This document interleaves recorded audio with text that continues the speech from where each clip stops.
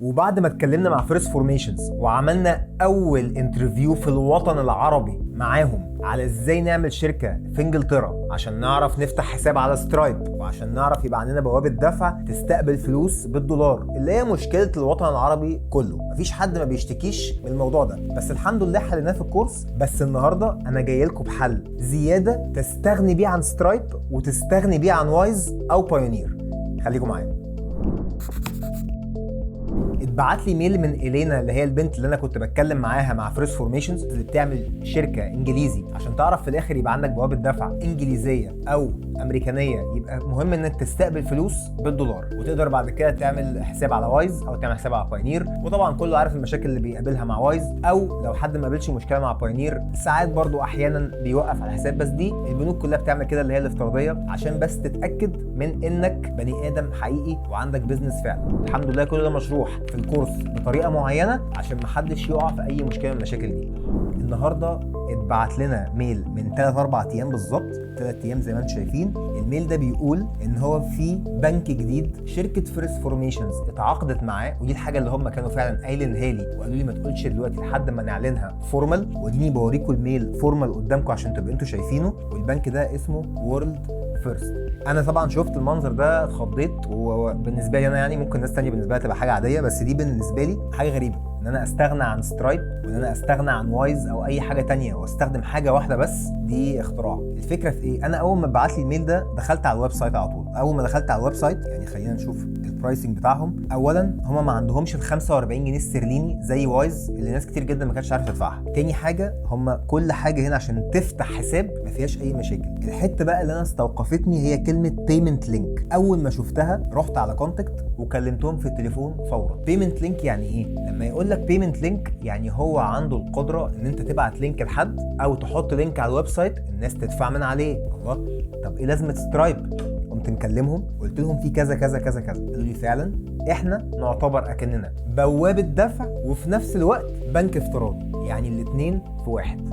طب برضه عشان نطمن مين هم برضه الشركه دي، يعني اباوت وورلد فيرست. عرفت بعد كده في الاخر ان هم من هونج كونج وان هم فاتحين من 2004، ويعني ملهاش طبعا اي علاقه بالناس التانية عشان بس ايه ما نبقاش شغالين مع شركه ملهاش لازمه. المهم اهي اوبن اوفيس ان هونج كونج وسنغافور، فالدنيا حسيتها ان هي ظريفه. طب هل هم بيقدروا ان هم يبعتوا لمصر؟ او بيبعتوا لمصر فلوس مفيهاش اي مشاكل. المهم بعد ما كلمتهم في التليفون لقيت اللي اسمه ايثن ده بعت لي الميل وقال لي انت ممكن تسجل اللينك ده. طبعا هو افيليت لينك يعني بس مفيش مشكله. اللي هعمله دلوقتي ان انا هعمل اكونت جديد ما عملتوش قبل كده، وانا اول مره اجربه. هجربه قدامكم وهنجربه مع بعض ونخش في التفاصيل دي مع بعض لحد ما نشوف ايه اللي هيحصل.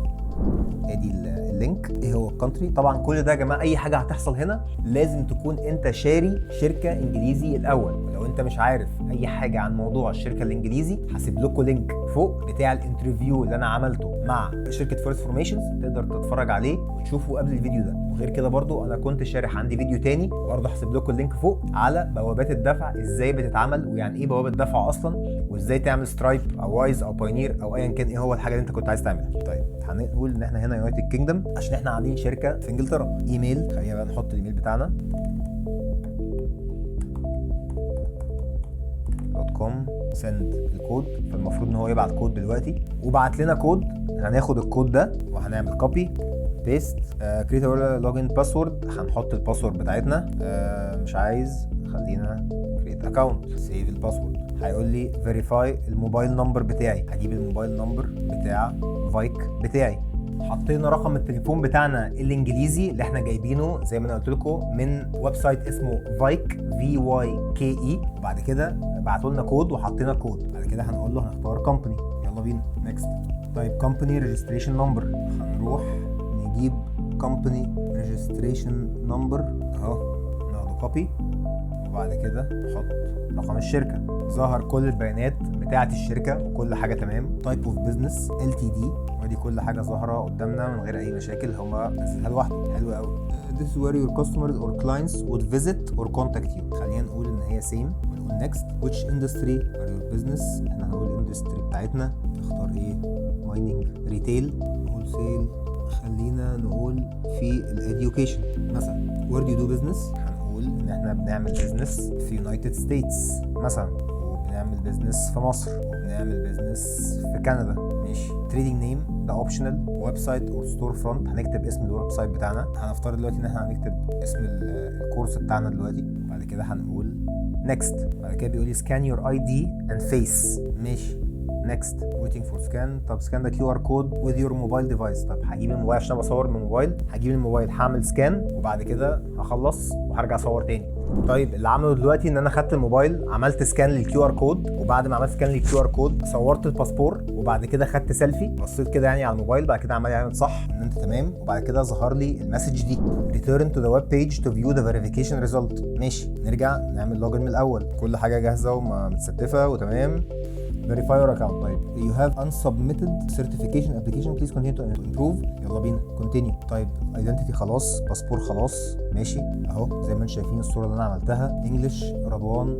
تمام تمام تمام كل ده تمام. نعمل next. you have additional directors no to provide for directors. لا هو واحد بس. تمام next. do you as the applying director own 25 or more. ايوه. بليز بروفايد ديتيل فور برضه خلاص 100. انا عندي ايه؟ عندي 100% من الشركه، كل حاجه برضه هنا تمام. سبميت. ثانك يو فور كومبليت 2 وركينج دايز فور اس تو فيريفاي. ماشي هياخد يومين وهنرجع هصور الفيديو تاني بعد يومين، بس هو الموضوع يعني بسيط جدا جدا جدا. باك تو هوم بيج. هو هنا بيعمل لي بروسيسنج. تعال نشوف برضو بدل ما استنى يومين عشان برضو انتوا تبقوا عارفين. اوبن اكونتس ان 14 كرنسيز، يعني انا ممكن دلوقتي اقدر اعمل بعد ما يتاكدوا يعني من كل حاجه اقدر ان انا اعمل 14 كرنسي، مش محتاج طبعا غير واحده في الاخر يعني. في هنا بيمنتس كولكشنز، يعني كلام الصراحه محترم جدا. تعال نشوف حته الكولكشن دي، مفيش حاجه طبعا ظاهره هنا. بليز كومبليت يور ايدنتيتي.